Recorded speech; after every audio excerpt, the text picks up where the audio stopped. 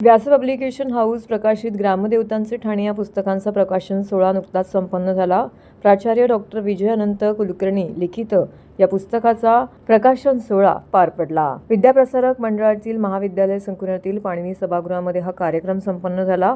पुरातत्वशास्त्र आणि भारतीय विद्यातज्ञ शुभांगना आत्रे, त्याचबरोबर स्वागताध्यक्ष डॉक्टर विजय बेडेकर तसेच प्रकाशक संचालक व्यास पब्लिकेशन हाऊसचे निलेश वसंत गायकवाड यांच्या उपस्थितीमध्ये हा प्रकाशन सोहळा संपन्न झाला। यावेळी मोठ्या संख्येने विद्यार्थी वर्ग आणि मान्यवर मंडळी येथे उपस्थित होते। अशा प्रकारे व्यास क्रिएशन प्रस्तुत ग्रामदेवतांचे ठाणे या पुस्तकाचा प्रकाशन सोहळा ठाण्यातील जोशी बेडेकर महाविद्यालयातील पाणिनी सभागृहामध्ये संपन्न झाला। मी प्राचार्य डॉक्टर विजय कुलकर्णी ठाण्यातलाच आहे आणि ठाणे महानगरपालिका क्षेत्रामध्ये ज्या ग्रामदेवता आहेत त्या ग्रामदेवतांचा हा वसा आणि वारसा पुस्तक रूपाने जतन व्हावा, पुढे जावा, ह्यासाठी हे पुस्तक लिहिलेलं आहे। ठाण्याच्या इतिहासावर विविध लेखन झाले, परंतु ग्रामदेवतांवर फारसं लेखन नाही। ही उणीव भरून काढण्याचा हा एक अल्पसा प्रयत्न मी केला।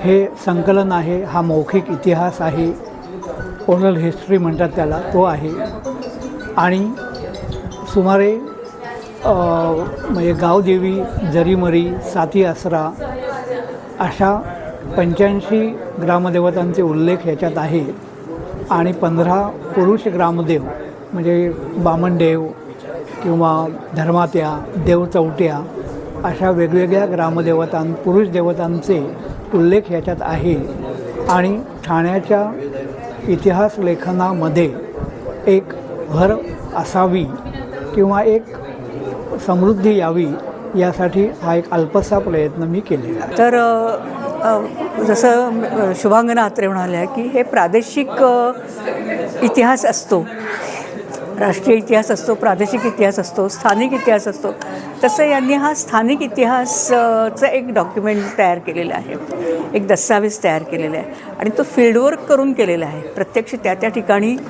त्यांनी भेट देऊन त्याची माहिती घेऊन लोकांच्या आसपासच्या लोकांची मुलाखत वगैरे घेऊन अशा तऱ्हेनं त्यांनी आणि त्यांच्या मूर्तिशास्त्रावरचा सुद्धा त्यांचा अभ्यास आहे।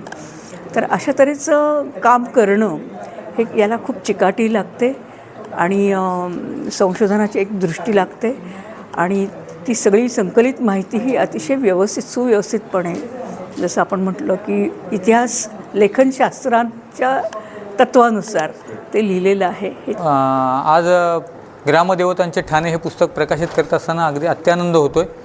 हे मी माझं भाग्य समजतो की ठाण्यातल्या ग्रामदेवतांवर जे पुस्तक प्रकाशित होतं आहे हे डॉक्टर प्राचार्य विजय कुलकर्णी यांनी लिहिलेलं आहे आणि ते प्रकाशित करण्याचं भाग्य व्यास पब्लिकेशन हाऊसला मिळालं आणि वितरण व्यास क्रिएशनला करायला मिळालं। ह्याच्यातच आमचं भाग्य आहे, कारण मी मूळ ठाणेकर, जन्मापासून ठाणेकर आणि ठाण्यातल्या ह्या देवतांबद्दल मला कायमच काही ग्रामदेवतांबद्दल कुतूहल होतं, यांची नावांबद्दल कुतूहल होतं आणि नेहमीच वेगवेगळ्या मंदिरात वगैरे जात असताना जरीमरी आई, मरी आईचं मंदिर,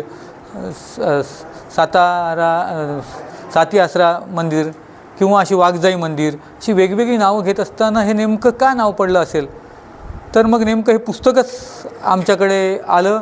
हे पुस्तकात ह्या सगळ्या रूढी, परंपरा, ही नावांची नेमकं कशी पडली ह्याच्याबद्दलची सविस्तर माहिती यातून मिळते।